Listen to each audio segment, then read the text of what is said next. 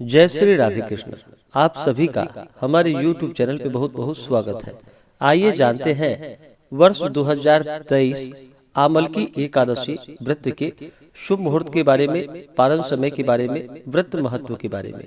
आप सभी भक्तों को आमलकी एकादशी की ढेर सारी शुभकामनाएं।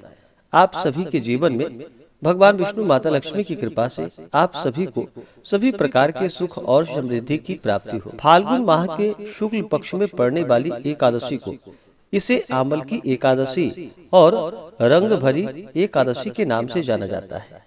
इस दिन विशेष प्रकार से भगवान विष्णु माता लक्ष्मी और भगवान विष्णु के परशुराम स्वरूप का पूजन किया जाता है। जो भी भक्त सच्ची श्रद्धा के साथ, नियम और निष्ठा के साथ आमलकी एकादशी का व्रत करते हैं, इस दिन भगवान का पूजन करते हैं, कथा श्रवण करते हैं, व्रत में नियमों का पालन करते हैं, रात्रि जागरण आदि का कार्य करते हैं, तो इस व्रत के प्रभाव से पद्म पुराण के अनुसार आमलकी एकादशी व्रत करने से तीर्थ स्थानों जितना पुण्य फल प्राप्त होता है। सभी यज्ञों के बराबर फल देने वाले इस आमलकी एकादशी व्रत को करने से व्यक्ति मोक्ष प्राप्त करता है तथा मृत्यु के बाद भगवान विष्णु के धाम में जाता है। इस व्रत के फल से सभी पाप समूल नष्ट हो जाते हैं। इस व्रत का पुण्य 1000 गौदान के फल के बराबर होता है। जो भी एकादशी का व्रत करते हैं उन्हें एकादशी व्रत के लिए, जो कि दशमी के दिन से ही व्रत में नियमों का पालन करना पड़ता है। दशमी तिथि के दिन सूर्यास्त होने से पहले ही शुद्ध और सात्विक आहार ग्रहण करनी चाहिए और दशमी की रात्रि को, जो कि ब्रह्मचर्य का पालन करते हुए भगवान नाम का स्मरण करते हुए सोना चाहिए।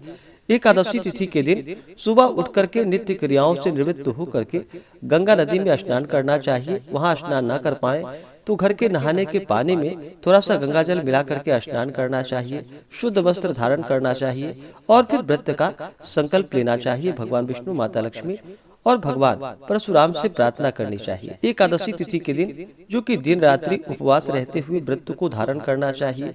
जो उपवास नहीं रह पाते हैं वो एक समय फलाहार का प्रयोग करें और इस दिन एकादशी तिथि के दिन, जो कि आमलकी एकादशी के व्रत में इस दिन विशेष प्रकार से आमले वृक्ष के नीचे पूजन बैठकर करने का इस दिन विधान है। आमले वृक्ष के नीचे, जो कि कलश को स्थापित करके उस पे भगवान विष्णु, माता लक्ष्मी या भगवान परशुराम की प्रतिमा को स्थापित करके पूरे विधि विधान के साथ पंचोपचार या षोडशोपचार पूजन विधि के द्वारा इनका पूजन करना चाहिए और आमलकी एकादशी व्रत कथा को श्रवण करनी चाहिए, भगवान की आरती करनी चाहिए।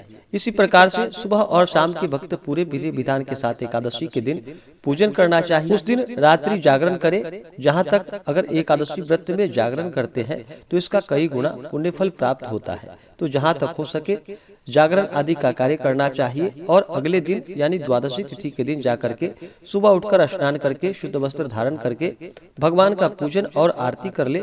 उसके बाद ब्राह्मणों को भोजन करवाए, ब्राह्मणों को दान और दक्षिणा दे और फिर समय के अनुसार व्रत का पारण करना चाहिए। इससे अनंत गुना पुण्य फलों की प्राप्ति होती है। तो आइए जानते हैं आमलकी एकादशी रंग भरी एकादशी व्रत के शुभ मुहूर्त और पारण समय के बारे में। एकादशी तिथि प्रारंभ समय, जो कि 2 मार्च 2023 दिन गुरुवार सुबह 6:41 और एकादशी तिथि की जो समाप्ति होगी वह 3 मार्च 2023 दिन शुक्रवार सुबह 9:12 पे एकादशी तिथि की समाप्ति होगी।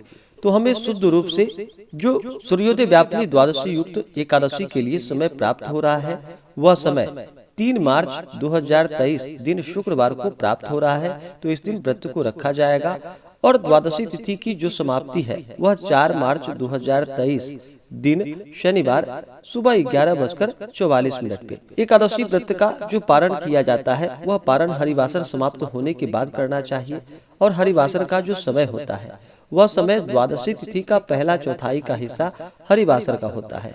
तो इस दौरान व्रत का जो पारण है वह पारण 4 मार्च 2023 दिन शनिवार को व्रत का पारण किया जाएगा और पारण का जो समय होगा वह समय सुबह 6:48 से सुबह 9:09 तक व्रत का पारण किया जाएगा।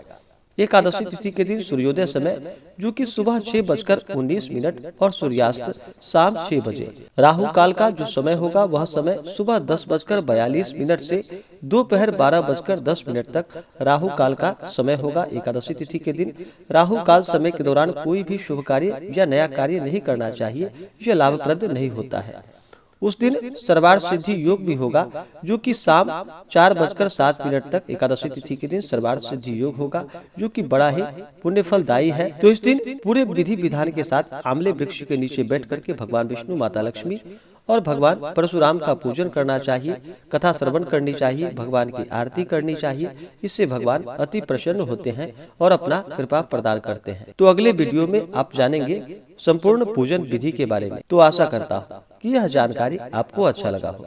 ऐसे ही जानकारियाँ प्राप्त करते रहने के लिए चैनल पे अगर आप नए हैं तो चैनल को लाल बटन दबा करके सब्सक्राइब करें, साथ में बेल आइकन घंटी को दबाएं ताकि मेरे वीडियो का नोटिफिकेशन आपको समय से मिलता रहे।